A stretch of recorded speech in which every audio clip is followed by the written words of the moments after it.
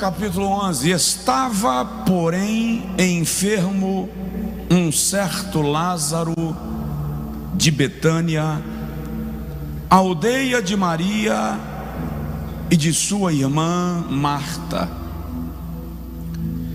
E Maria era aquela que tinha ungido o Senhor com unguento, e lhe tinha enxugado os pés com seus cabelos, cujo irmão Lázaro estava enfermo.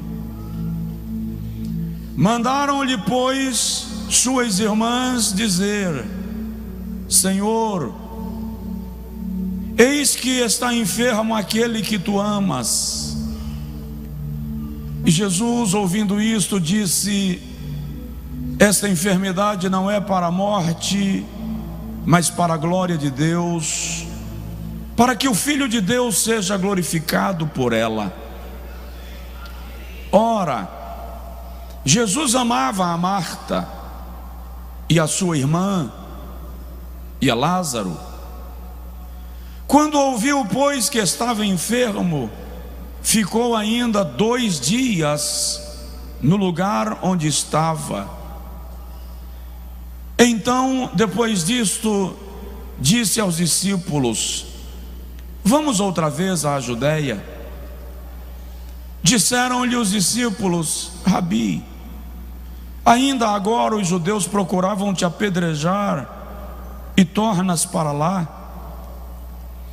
Jesus respondeu: não há 12 horas no dia? Se alguém andar no dia, não tropeça, porque vê a luz deste mundo. Mas se andar de noite, tropeça, porque nele não há luz. Assim falou, e depois disso disse-lhes: Lázaro, o nosso amigo, dorme, mas vou despertá-lo do sono. Disseram, pois, os seus discípulos: Senhor, se dorme, estará salvo. Mas Jesus dizia isto da sua morte.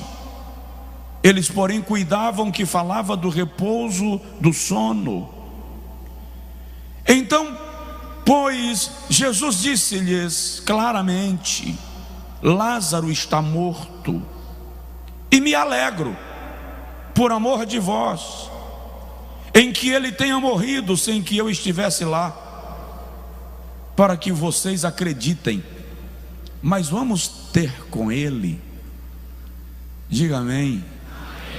Eu acho esse texto lindo, e acho um escândalo da graça quando Jesus diz: eu me alegro que ele tenha morrido e eu não estava lá.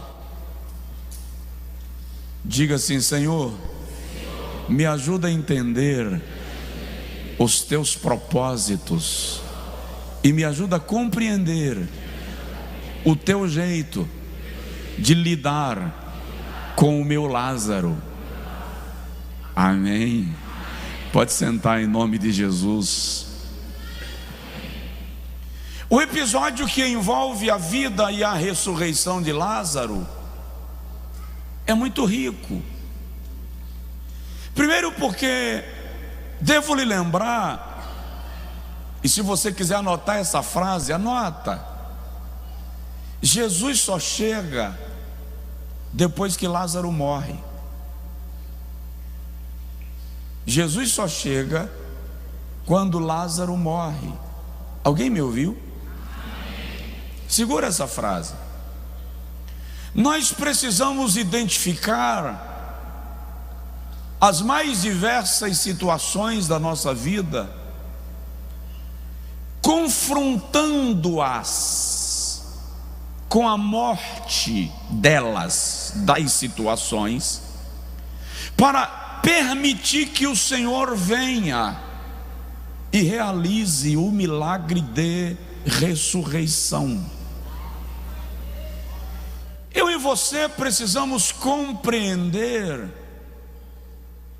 que nem sempre o que Deus quer é curar. Às vezes Ele quer ressuscitar. E eu não estou falando estritamente da morte física. Eu estou falando da situação, da causa, do problema. Por que isto? Porque só começa para Deus quando termina para nós. Quando termina para nós, começa para Deus. Quando os nossos recursos encerram, a ação de Deus se inicia. Por quê?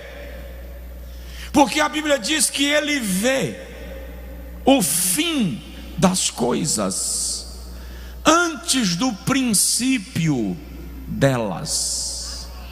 Ou seja, antes que as coisas comecem, Deus já está vendo a conclusão delas.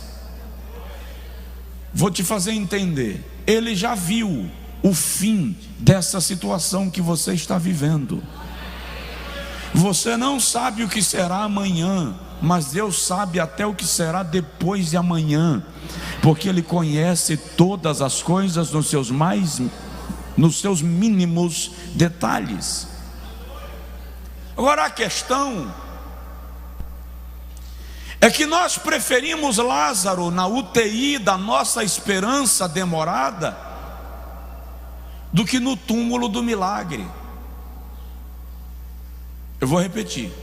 Nós preferimos o nosso Lázaro no túmulo, na UTI da nossa esperança demorada do que no túmulo do milagre.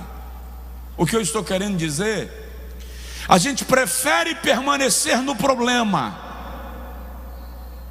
desde que eu esteja vendo o problema, do que ele se definir para Deus intervir. Deixa eu esclarecer.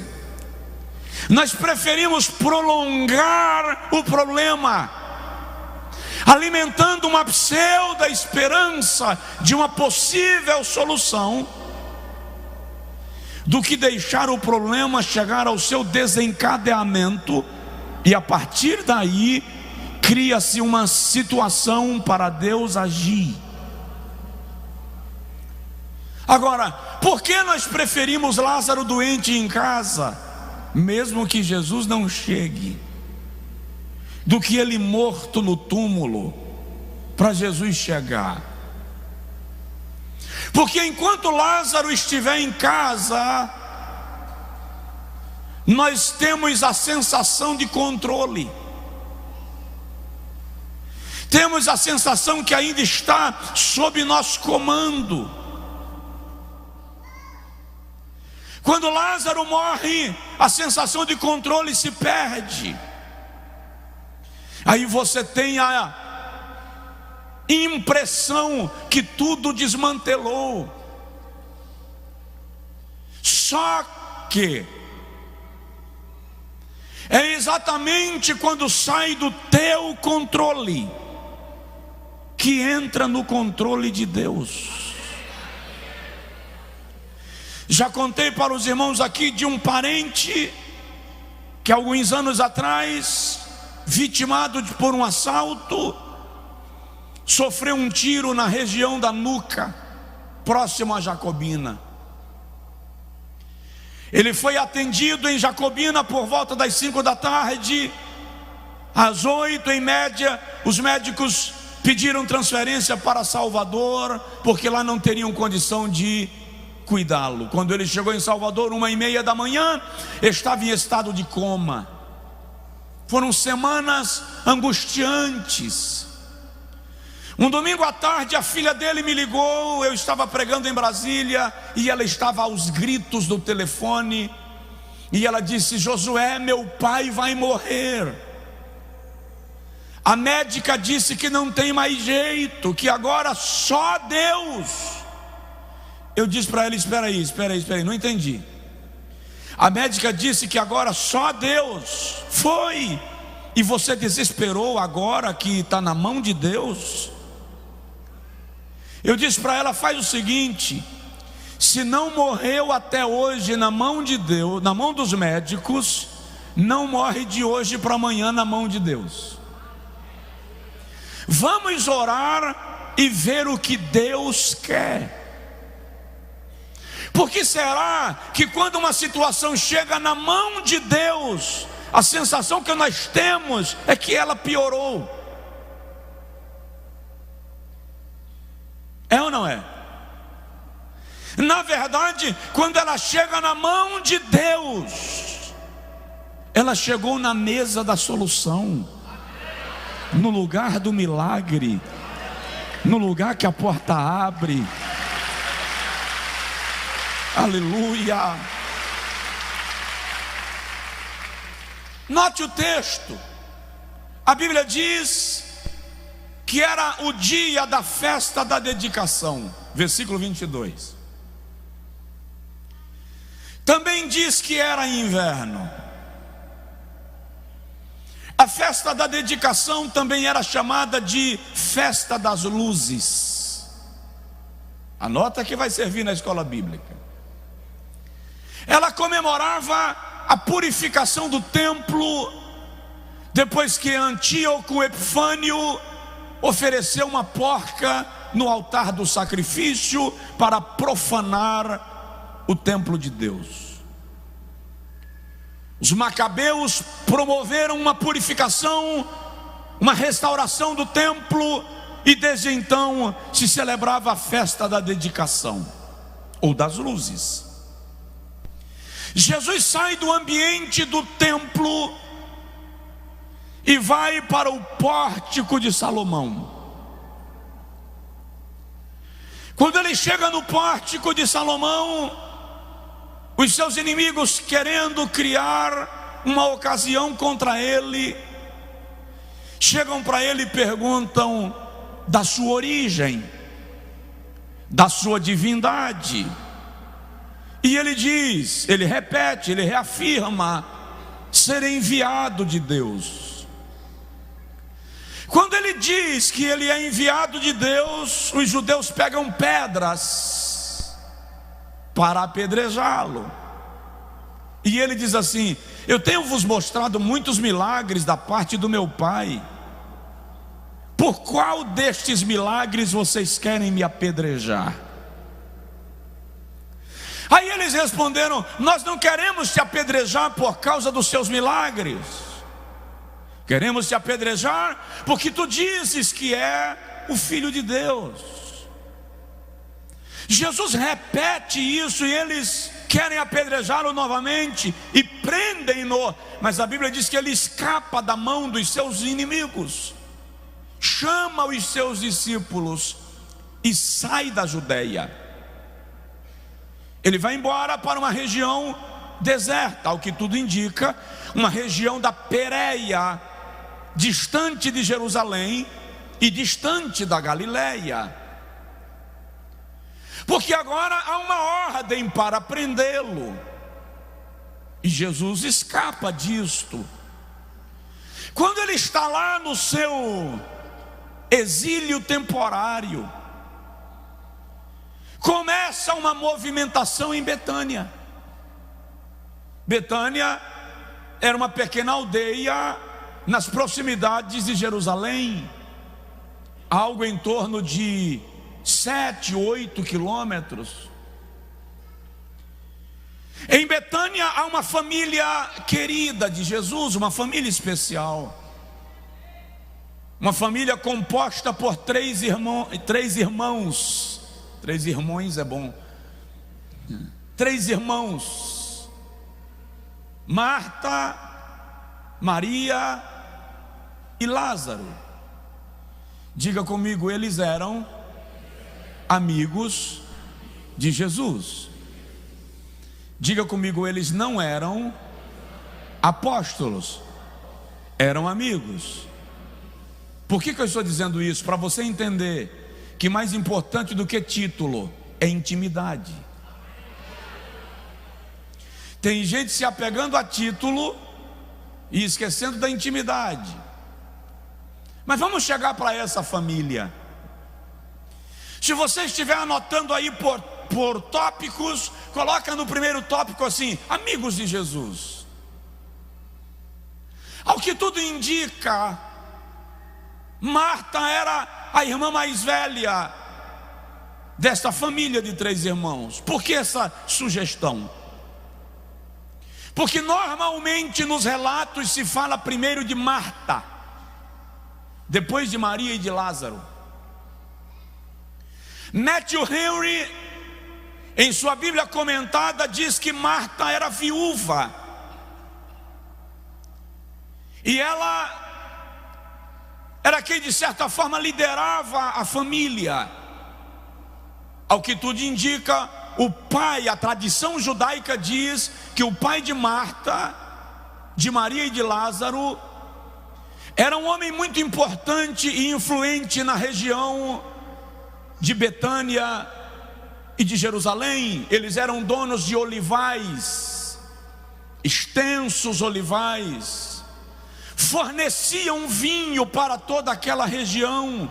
Era, portanto, uma família próspera, uma família abastada.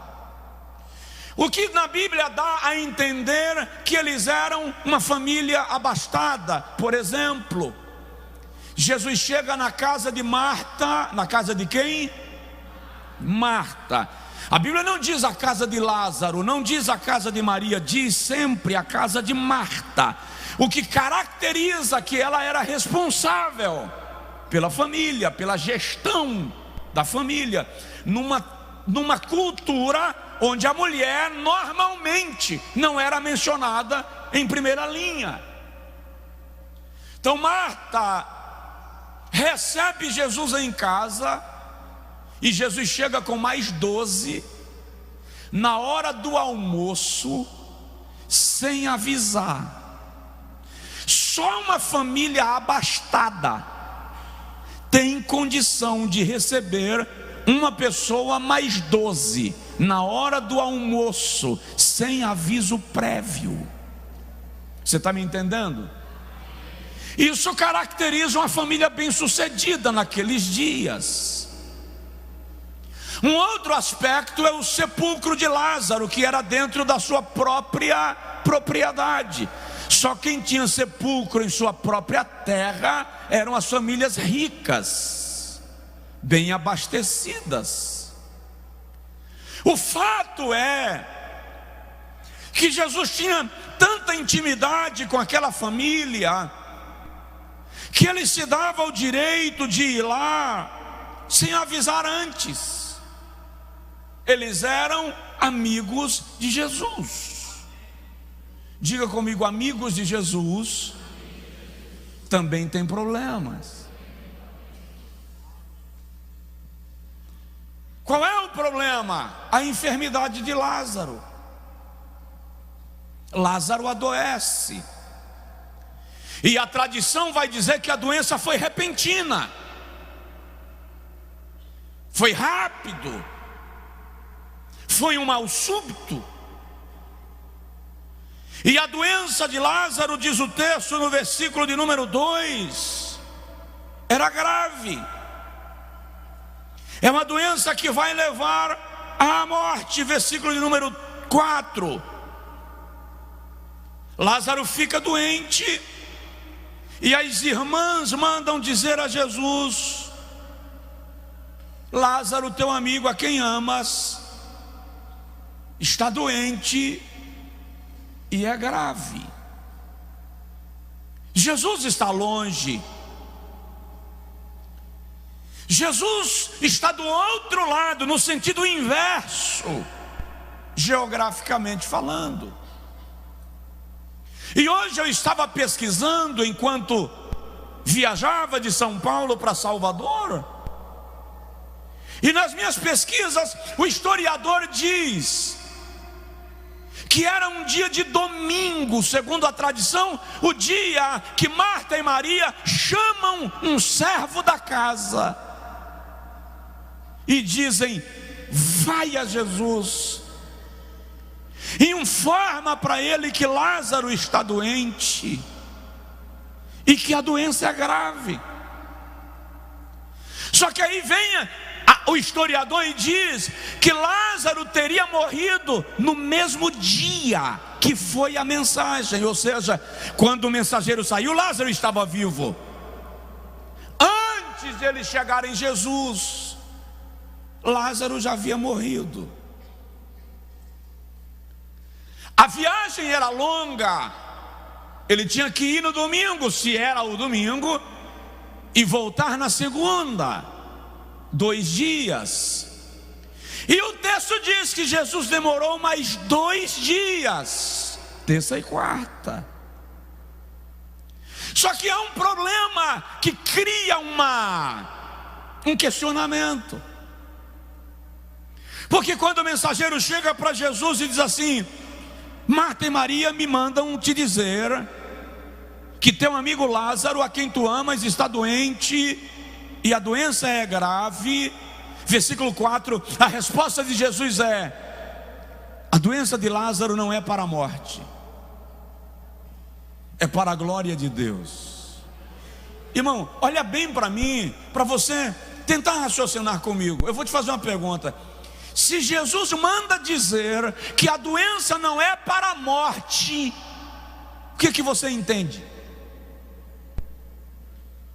Me diz se é só a minha mente, nutrida de tutano, porque não tinha dinheiro para comprar carne, que me leva a pensar que se Jesus diz a doença não é para a morte, o que eu entendo é que não vai morrer.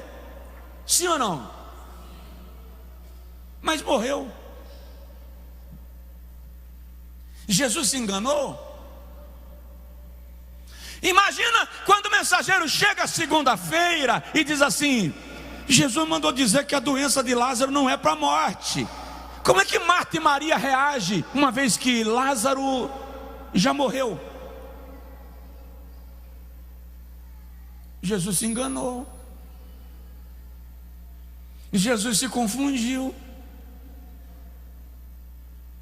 Por que será que às vezes Deus fala coisas com a gente? Eu sei que isso aqui Deus está falando com alguém. Por que será que às vezes Deus fala coisas com a gente e acontece exatamente ao contrário do que Ele disse?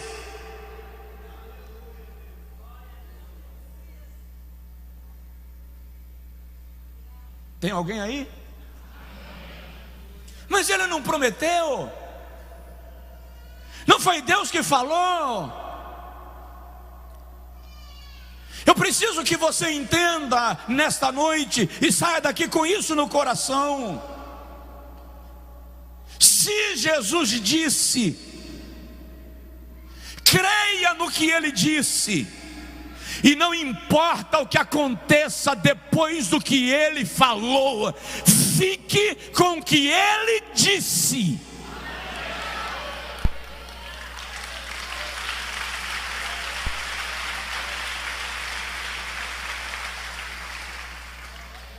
Ainda que os acontecimentos contradigam ou contraditem, fique com o que Jesus disse.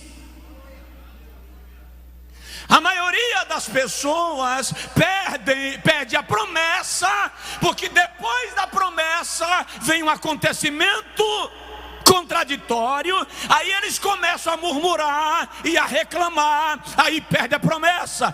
Presta atenção. Eu já vivi algumas vezes uma situação chata de avião. O pouso de uma aeronave é planejado. Ele começa 20, 25 minutos antes de tocar o chão. Não é resolveu descer de bico. E já aconteceu, por exemplo, quando a aeronave está tocando o chão, um bocado de cachorro atravessar a pista do aeroporto. O piloto tem que arremeter. Ele tem que puxar o avião de volta e fazer subir. A sensação é que a aeronave vai partir no meio. A subida é dolorosa, tem gente que vomita, que dá dor de cabeça, porque a coisa não foi planejada, foi uma arrancada de última hora. Ele tem que refazer toda a decolagem, alcançar a altitude de cruzeiro e refazer o projeto de pouso. Você precisa entender que depois do que Deus prometeu, às vezes é necessário arremeter. Às vezes é necessário cancelar o pouso, subir de volta, refazer a decolagem, alcançar a altitude de cruzeiro e voltar o processo de descida novamente. A demora não é porque o piloto desistiu de pousar, é porque ele precisa replanejar a descida. Você tem que entender que os fatos não anulam a promessa. Ismael não proíbe o nascimento de Isaque. A ira de Faraó não impede o povo sair do Egito. Aconteça o que acontecer, segura lá, o que Jeová disse, Ele fará.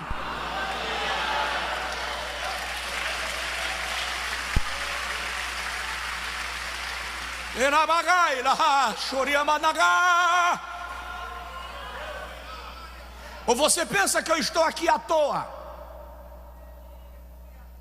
Ou você pensa que eu estou aqui dando um murro no vento? Eu estou como Davi, firmado em promessas, firmado em palavra de Deus. Aquilo que ele disse, eu preciso crer que ele vai fazer acontecer, porque ele é Deus. Só quem crê dá um brado de glória a Deus.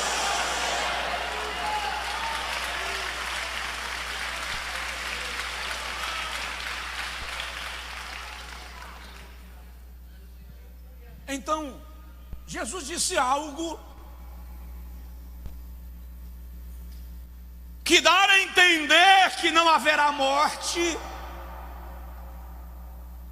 e a morte acontece. E alguns de nós murmuram.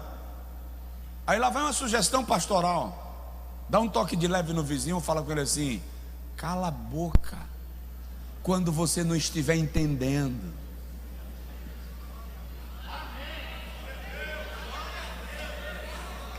Você não está entendendo, vai falar para quê, irmão? Fica calado. Não coloca a mão na cumbuca.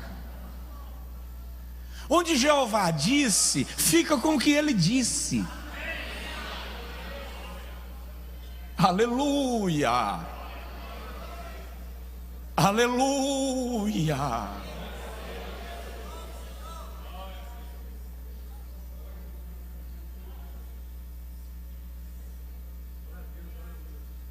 Terceiro,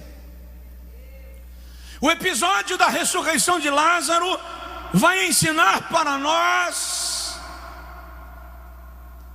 que há propósito na dor.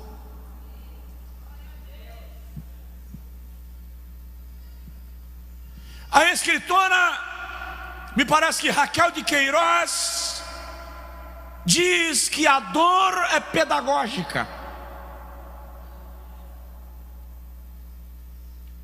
O salmista diz: foi-me bom ter sofrido, porque pelo sofrimento eu aprendi a tua lei. Nós estamos vivendo uma geração perigosa da igreja. É a geração que não aceita o sofrimento e a dor e atribui toda dor e sofrimento ao diabo, quando nem toda dor e nem todo sofrimento é de ordem diabólica. Olha que coisa estranha. O Senhor Jesus diz lá no versículo de número 15: foi bom. Folgo-me, me alegro em que ele tenha morrido e eu não estivesse lá. Que estranho. É estranho, não é? Jesus está dizendo: não, eu não estava lá a propósito, eu queria que ele morresse mesmo. Eu me alegro em que ele tenha morrido e eu não estava. Por quê? Porque se eu estivesse, ele não teria morrido. Aliás, as meninas dizem isso, Marta e Maria. Se eu estivesse lá, eu teria que curá-lo. O que Jesus está dizendo aqui para nós é que muitas vezes o milagre que ele quer fazer é maior do que o milagre que você está pedindo. Não, você não entendeu, não é possível, você não entendeu. Ou eu estou meio broco. Eu vou repetir. O que Jesus está dizendo é que muitas vezes o milagre que ele quer fazer é maior do que o milagre que você está pedindo.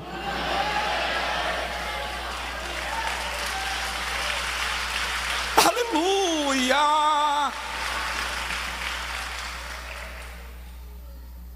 Há um propósito de Deus no seu Lázaro. Deus está envolvido em seus processos. Por que nós crentes, e de modo especial os pentecostais, são mestres nisso? Atribuir a Satanás todos os fatos e acontecimentos. Para de dar mérito ao diabo. Presta atenção, olha o versículo: todas as coisas contribuem conjuntamente para o bem daqueles que amam a Deus, daqueles que são chamados por seu propósito. O que eu vou dizer aqui é diferente de tudo que esse pensamento que atribui ao diabo as coisas acredita. Na sua dor, no seu processo, na sua provação, na sua luta, na sua tragédia, Deus tem propósito. Mas pastor, como é que eu vou entender isso? Normalmente na hora da tragédia você não entende. Por quê? Porque a dor tende a tirar o teu discernimento. A dor diminui a nossa capacidade de assimilar as coisas e de ouvir Deus. Jesus sabia que se Lázaro morresse, o milagre seria maior. Jesus sabia que se ele fosse visitar Lázaro doente, ele curaria Lázaro, aquilo viraria testemunho, mas não haviam outras pessoas para serem contagiadas por esse testemunho. Há milagres que Deus faz em secreto, mas há milagres que precisam ser públicos, porque são respostas para alguém. O salmista diz assim: preparais uma mesa perante mim, na presença dos meus inimigos. Diz para o seu vizinho: Deus está preparando tudo.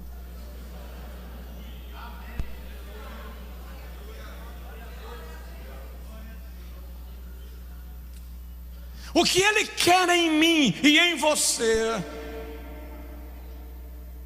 é que, independente da situação de Lázaro, aprendamos a descansar nele. Aí você pensou aí agora, pastor está dizendo isso, que ele não sabe minha situação. Não sei, mas você também não sabe a minha.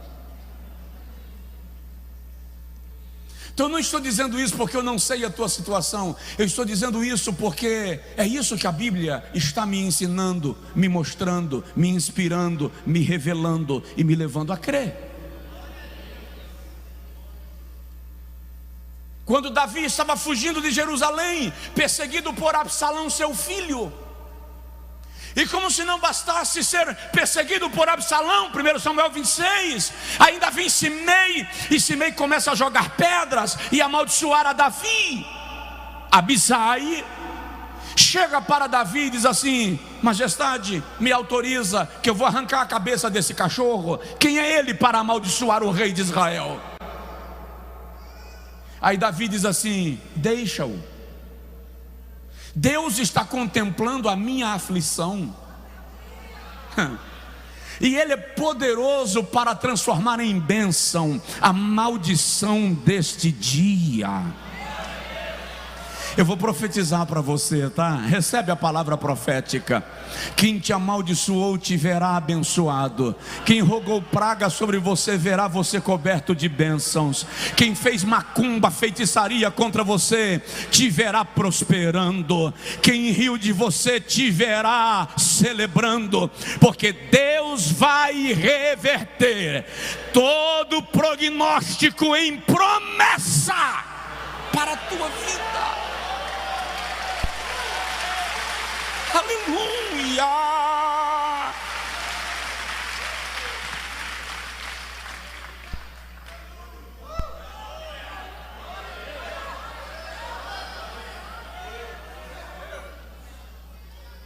Quarto lugar,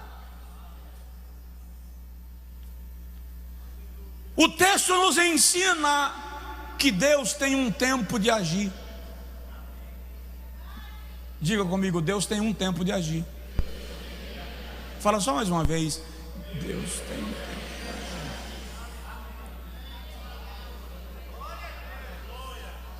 Talvez a nossa maior dificuldade não seja crer.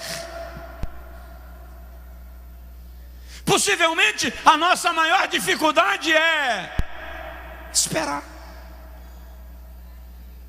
Porque nós queremos que Deus haja agora, enquanto Lázaro está doente. Ninguém contava que Jesus ia ficar mais 2 dias e demorar mais 2 dias viajando, porque tinha um limite de percurso diário que poderia ser trilhado. Então eram 2 dias para Jesus chegar. Por isso ele chega no 4º dia. Nós queremos que Deus haja na nossa hora. Então nós temos o grande desafio de administrar a questão do tempo para Jesus se manifestar. Porque nós somos imediatistas, nós queremos agora. Elas mandam o recado, Jesus demora 2 dias, chega no 4º dia, já era tarde. Diga comigo: já era tarde. Fala só mais uma vez: já era tarde. Tá, já era tarde para quem? Tarde para mim. Mas se Deus já está no controle da situação, não é o meu tempo que conta, é o de Deus. E eu e você precisamos entender que Deus é Senhor do tempo. Ele controla o tempo e Ele conduz o tempo da forma que Ele quer. Olha o que Ele diz para Ezequias em Isaías capítulo 38: eu vou fazer o sol retroceder.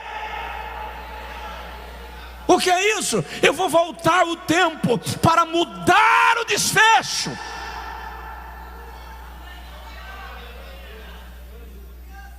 Mas como Deus vai fazer isso, pastor? Isso é impossível. Impossível onde? Se para Ele nada é impossível.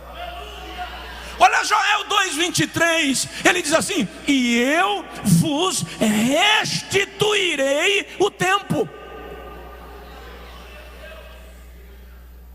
Eu não sei o que Deus vai fazer na sua vida acerca do que você está vivendo, mas eu sei que de alguma forma Ele vai mexer no relógio da eternidade e vai colocar as coisas no lugar para você.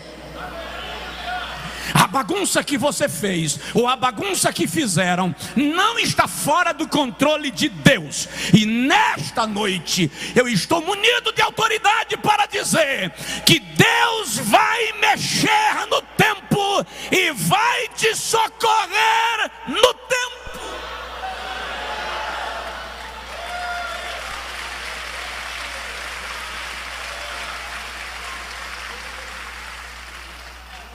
Então, é preciso entender o tempo de Deus. Ele só vem 4 dias depois. E o detalhe, ele vem contra a vontade dos discípulos. Os discípulos não querem ir lá não. O senhor queria te apedrejar ontem. O que o senhor vai fazer lá? Lázaro está dormindo. Melhor ainda, mestre, se está dormindo é porque está bom. Aí Jesus disse: gente, Lázaro está morto. Só faltou alguém dizer: se morreu não tem mais jeito, vamos para lá fazer o quê? Morrer também? Mas ainda tem alguém que diz assim: ei, vocês vão lá morrer com ele? Porque se você observar bem, esse é o último milagre de Jesus, você sabia? Aqui na terra, enquanto ministério terreno. Depois que ele ressuscita Lázaro, ele vai para Betfagé. Fica próximo. Betfagé significa casa de figo. Ele fica em Betfagé 3 dias mais ou menos, descansando. Depois ele volta para Betânia, onde ele vem para aquela ceia que Maria quebra o vaso de alabastro. Naquela ceia já está articulada a morte de Jesus, é só ler João 12, e a morte de Lázaro. Os sinédrios já estão dizendo: tem que matar Lázaro também, porque se o testemunho desse cara vazar por aí, todo mundo vai crer nesse Cristo, então tem que morrer também. Então Jesus deixa Betânia e vai para Jerusalém e morre. É o momento final do seu ministério. Mas o que Jesus está nos ensinando acerca disso, lá vai, é que o cenário não muda o propósito. O cenário é ruim, mas o propósito de milagre vai acontecer. Então, por que Jesus demora de vir? Porque ele quer ressuscitar a Lázaro, para que os seus inimigos vejam que ele é o Filho de Deus e ele tem poder sobre a morte. Agora, uma das coisas que nossa vaidade e religiosidade precisa entender é que Deus não faz milagre para provar a minha espiritualidade. Porque nós queremos milagre para que os nossos inimigos valorizem a gente. Enquanto a intenção for essa, o milagre fica na sala de espera. Deus não faz milagre para projetar a minha espiritualidade. Deus faz milagre para glorificar o seu nome. Você entendeu? Diga amém. Eu lembro agora do testemunho de um pastor. Eu não vou lembrar com detalhes, porque quando eu cheguei na igreja onde ele estava testemunhando, ele já estava ministrando, já havia dado alguns dados que eu não peguei. Mas ele estava fazendo missões numa região há 5 anos, sem ganhar uma alma para Jesus. Estava desanimado, frustrado. E um dia, alguém chegou na casa dele e disse: olha, o homem mais importante dessa região, a mãe dele está doente há anos, não sai da cama. Se você orar pela mãe dele, e a mãe dele sarar, essa região toda se converte. O padre já foi lá, o macumbeiro já foi lá, o satanista já foi lá, a mulher não sai da cama. Imagina o pastor orar e a mulher sarar. O pastor disse que fez uma semana de jejum, se trancou no quarto dia e noite orando e jejuando: eu quero esse milagre, eu quero esse milagre. Com uma semana ele mandou o recado: vou lá orar pela mulher. E o homem disse: eu recebo. Quando o pastor chegou a casa, está cheia com os parentes da mulher, os filhos, os netos, os bisnetos. E ele dá uma palavra de milagre. E ele avisa: eu quero entrar no quarto sozinho com ela, ninguém vai entrar comigo, porque eu vou orar para o Senhor curá-la. E ele entrou e fechou a porta do quarto. Só que ele disse que quando ele trancou a porta do quarto, que ele orou, ele disse assim: Jesus, o Senhor sabe que se o Senhor curar essa senhora, essa região toda se converte. Cura ela. Ele disse que quando terminou a oração, que abriu os olhos e olhou para a mulher, a senhorinha deu uma respirada funda, estremeceu e apagou.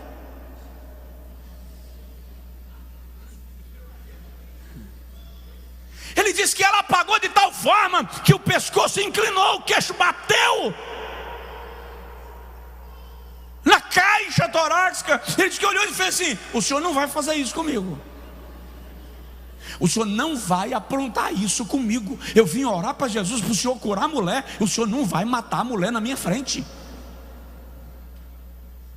E ele disse que orou de novo. E quando ele orou e colocou a mão nela e ministrou, começou a sair uma secreção da boca da senhora. Aí ele desesperou. E agora, como é que eu saio? O que é que eu faço?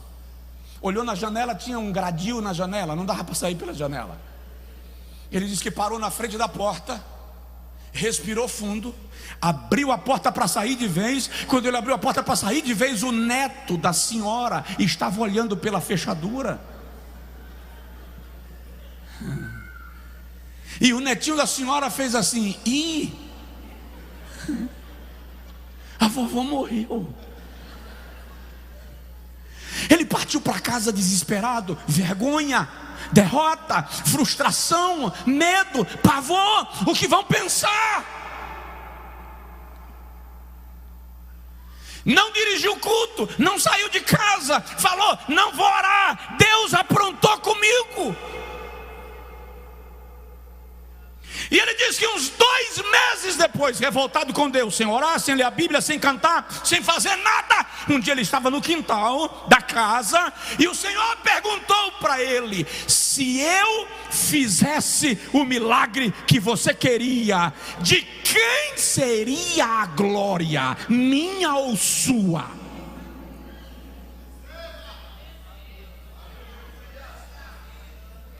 E ele disse que falou com Deus: é claro que a glória seria sua. Aí Deus falou: já que a glória seria minha, qual foi o seu prejuízo?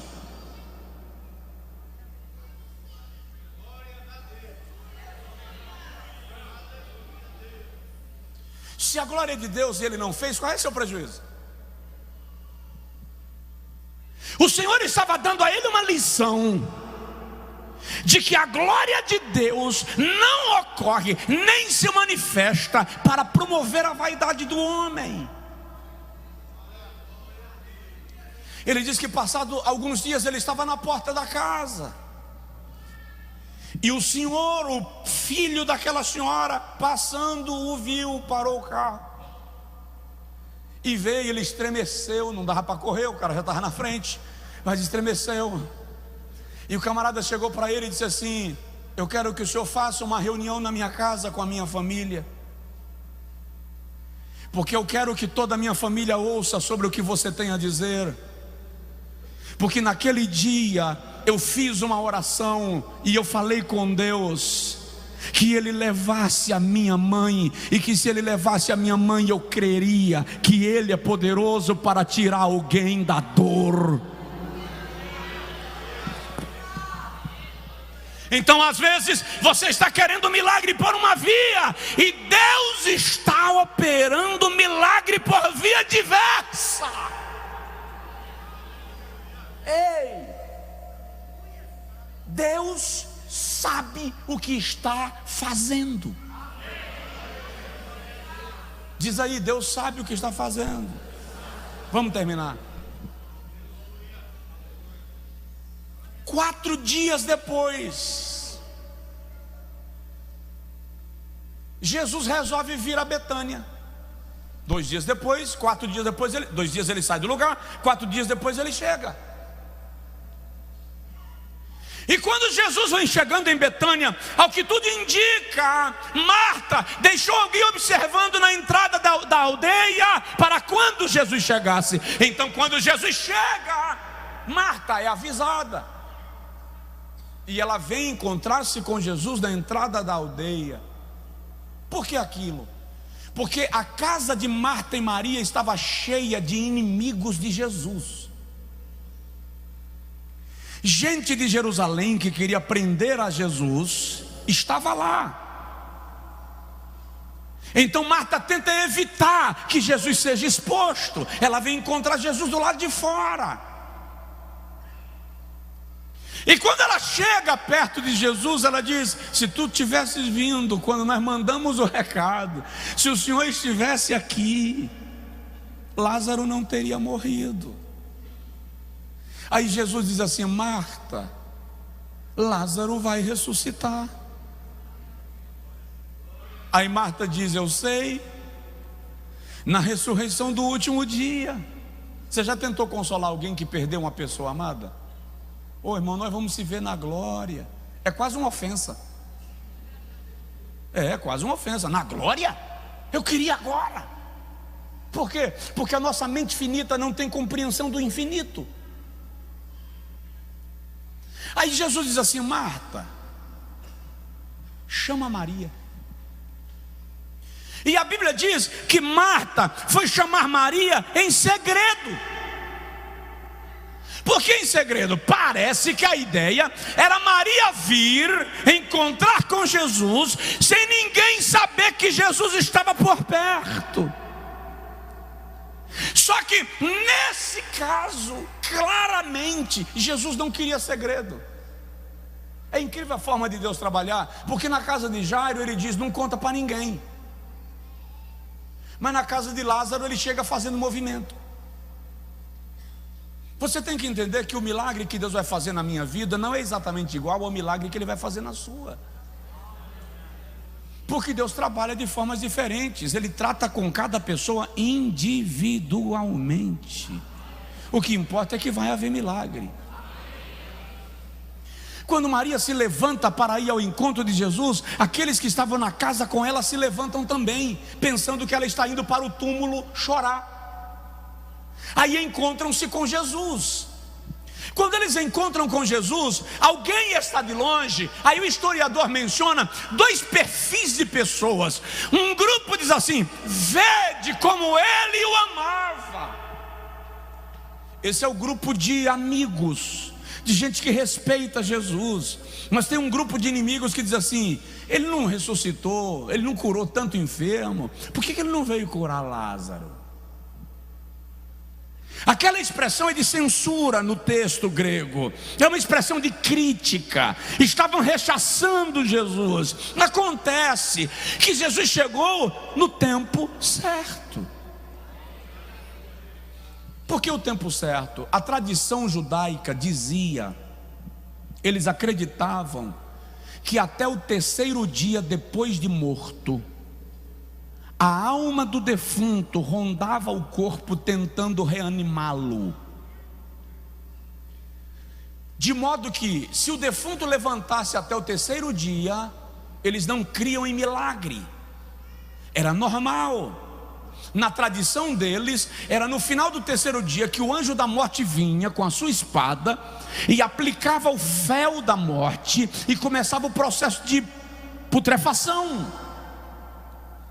Tanto é que nesse período o túmulo ficava acessível para quem quisesse ir chorar nas proximidades do túmulo. O defunto não era guardado em casa, era guardado no túmulo, e quem quisesse poderia ir ver.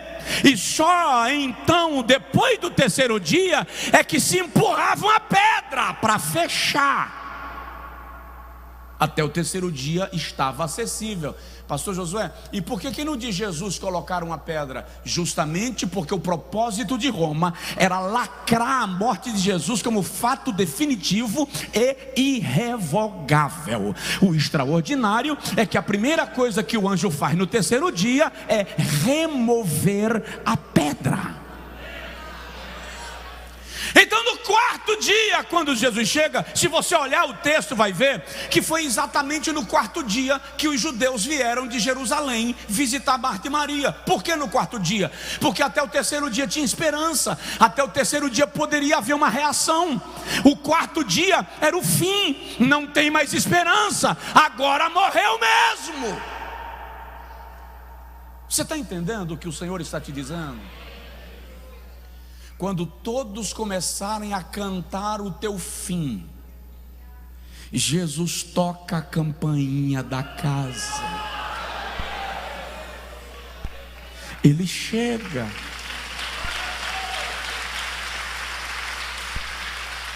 Aí Jesus chega diante do sepulcro e diz assim: tirai a pedra. Marta diz assim: mestre, tem certeza? A essa altura a aparência já não está boa, já cheira mal. Tirai a pedra. Quando tiram a pedra, Jesus ora e diz assim: Pai, eu te dou graças, porque tu sempre me ouves. Aí ele diz assim: eu estou falando contigo para que eles creiam. O que Jesus está dizendo é: eu não precisaria fazer essa oração, eu estou fazendo para que eles vejam e percebam e creiam que eu sou enviado do céu. Lázaro, sai para fora. Querido, eu não sei o que aconteceu ali, porque eu não tenho esse controle. Lázaro foi embalsamado. As vísceras de Lázaro foram retiradas no processo de embalsamamento. Ali há mais do que um simples defunto que levanta. Nós estamos falando de órgãos que foram restaurados. Nós estamos falando de um milagre que vai além do físico, de um milagre que entra na dimensão do Espírito, porque a voz do Todo-Poderoso ecoa não na caverna, ecoa na eternidade, chamando o espírito de Lázaro de volta para o mundo físico.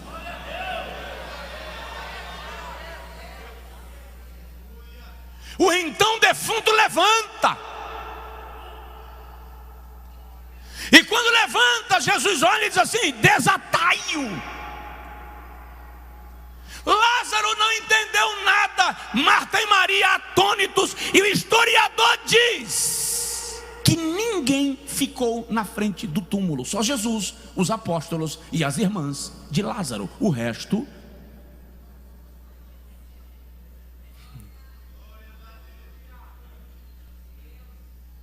Tem gente que não está pronto para o seu milagre. Tem gente que está chorando a sua dor e não está prevendo o que Deus vai fazer a partir dela. E nesta noite, a palavra de Deus que eu tenho para a sua vida é uma declaração de que Deus vai surpreender aqueles que viram teu luto. Ele vai trazer resposta de alegria, de milagre e de provisão.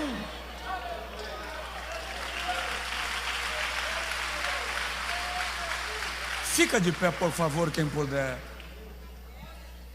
Jesus está chegando. Lázaro vai ressuscitar. Só que eu vou lhe dar uma sugestão ruim demais de ouvir. Diz aí para o seu vizinho assim: deixe Lázaro morrer. Você fica mantendo Lázaro agonizando e Jesus esperando a situação ter um desfecho para ele entrar. Enquanto não tem desfecho, Jesus espera, porque você está com a tua mão no negócio. Você está querendo resolver a questão. E quando Deus nos deu domínio sobre a terra, Ele nos deu autoridade. Ele respeita a autoridade que Ele nos deu. No princípio da autoridade, você vai entender que Deus não atropela a autoridade que Ele delegou. É quando você retira a mão: não tenho mais o controle, eu não posso fazer nada, eu não posso resolver. Agora só Deus. Aí Ele entra. Salmo 46, e eu concluo orando contigo. Deus é o nosso refúgio e fortaleza, socorro bem presente na angústia, pelo que não temeremos, ainda que as águas rujam e se perturbem, ainda que as montanhas se lancem para o meio dos mares, Há um rio cujas correntes alegram a cidade de Deus, o santuário das moradas do Altíssimo. Deus está no meio dela, não será abalada. Deus a ajudará ao romper da manhã. As nações embraveceram, os reinos se moveram. Ele levantou a sua voz e a terra se derreteu. O Senhor dos exércitos está conosco. O Deus de Jacó é o nosso refúgio. Vinde, contemplai as maravilhas que o Senhor tem feito sobre a terra. Quebra o arco, corta a lança, queima os carros no fogo. Você já percebeu que até aqui é Davi, é o poeta escrevendo, mas tem um momento que o poeta sai de cena e Deus entra. Aquietai-vos e sabei que eu sou Deus. Isso não é poesia, isso é profecia. Isso é Deus entrando na pena, na caneta do poeta e dizendo: agora para a poesia e eu entro. Aquietai-vos e sabei que eu sou Deus. Sabe o que é aquietai-vos ali? Você está lutando, batalhando, querendo resolver um negócio. A tradução mais literal, mais próxima, é como se Deus estivesse atrás de você, dizendo: sai da frente, sai de cena, aquieta, para, ei, deixa eu entrar. E você não vê, você não ouve, você está ocupado demais para ouvir que Deus quer entrar na batalha, que você está lutando sozinho e Ele está atrás. Sai de cena, aquieta. Só que o termo é forte, o termo é muito contundente. A ideia do texto é: você teima tanto e não sai, que Jeová te puxa para de trás. Sabei que eu sou Deus. Ele assume a linha de frente.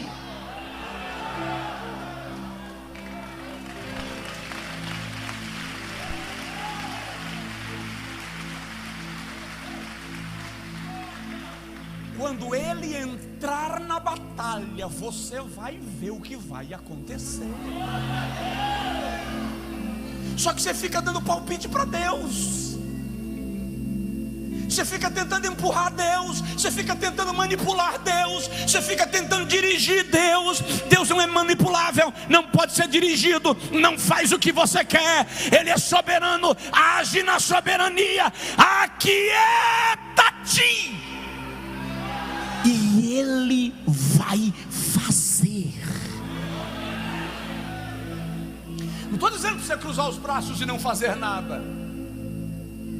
Move a pedra, desata o que estava morto, porque mover a pedra você pode, desatar o que estava morto você pode, mas chamar o defunto de volta, só Deus.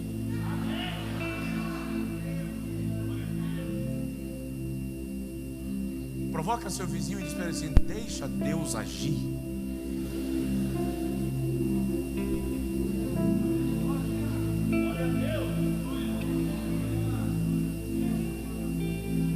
Diga nada. A minha pouca experiência com Deus me ensinou que quando você está num processo e Deus está calado, é porque Ele está dando corda. Ele vai deixar o processo se alongar um pouco mais. Mas quando Ele começa a falar acerca do assunto,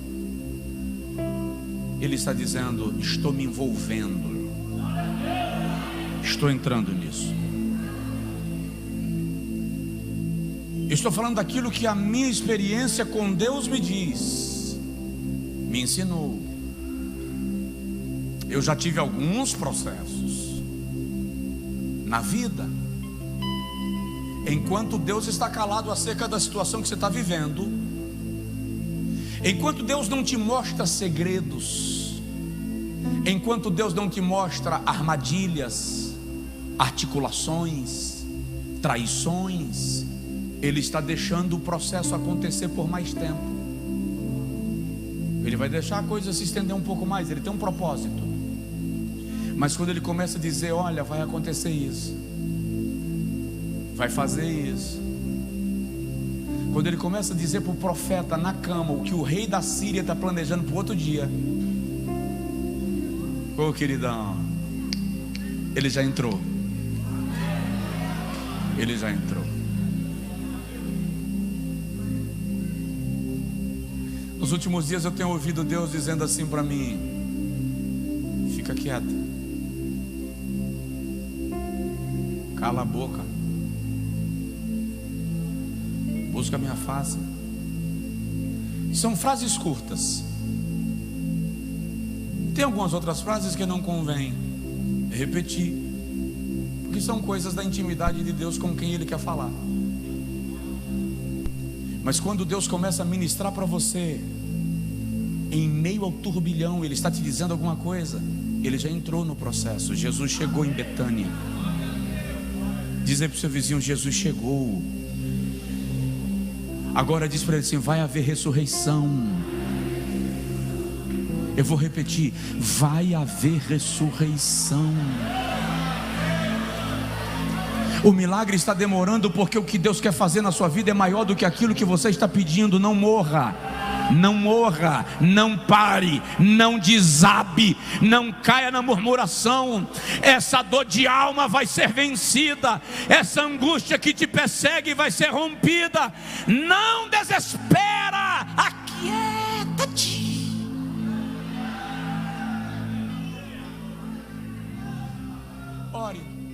Ore comigo, ore com a pessoa do seu lado, ore como você quiser, ajoelhe, sente, deite, ore. Tome uma coragem violenta esta noite. Diga para Deus: eu te entrego o meu Lázaro. Diz para Deus: eu te entrego o meu Lázaro.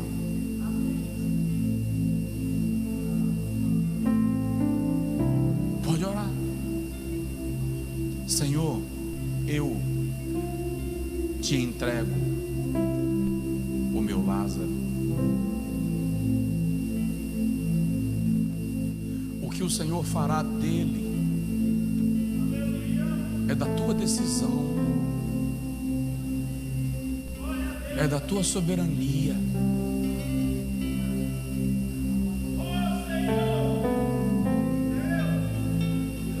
Vou te compartilhar algo. Essa semana eu estava com a irmã Midian Lima. Ela disse que quando recebeu a música Jó para gravar, ela falou com o marido dela: eu não vou gravar essa música. O marido dela é um amigo meu. Não vou gravar essa música. Ele perguntou: mas por que? A música é linda. Não vou gravar. Se eu gravar essa música, Deus vai me provar e eu não quero. E ela disse que ficou cantando a música em casa. Recebeu a música numa quarta-feira. No domingo ele estava indo ministrar numa igreja e ela foi com os 2 filhos. E num cruzamento, um carro em alta velocidade pegou o carro deles, capotou 4 vezes, com uma criança de 6 anos e uma de 6 meses dentro do carro. O marido dela ficou preso nas ferragens. O bebê, quando chegou no hospital, o médico disse: tem 4 a 5 horas de vida. Não dá para fazer tomografia porque o tomógrafo daqui está quebrado, e se tirar daqui para outro hospital morre. Então, mãe, aproveita a criança e fica com ela o máximo que a senhora puder, porque vai morrer. Ela disse que Deus falou com ela assim: canta. Ela falou: não vou cantar não. O Senhor falou com ela: Midian, canta. Disse: não, o Senhor está querendo que eu cante porque o Senhor vai me consolar, o Senhor quer matar meu filho. Não vou cantar não. E o Senhor falou com ela assim: você pode fazer alguma coisa? Não posso. Então canta. Não, senhor, não vou cantar. O senhor está querendo me acalmar para levar meu filho. E o Espírito Santo diz para ela assim: Vidiane, canta, porque enquanto você canta, eu trabalho.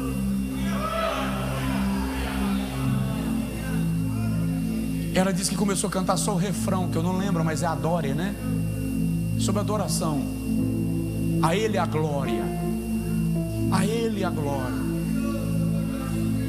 Aí ela recebeu a notícia que a perna do marido teria que ser amputada.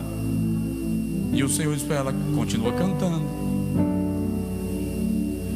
Aí o médico chegou e disse assim: prepara a transferência do bebê. Eu vou transferir a criança, porque eu não vou aguentar essa crente a noite toda aqui cantando e perturbando meu juízo. Na hora de transferir a criança, ela disse assim: doutor, eu quero que a criança vá no meu peito, deitada em cima de mim. O médico disse: não pode. Ela disse: o senhor não disse que meu filho vai morrer? Deixa eu desfrutar meu filho. Mas foi o Espírito Santo que disse a ela que ela coloca a criança no teu peito e canta.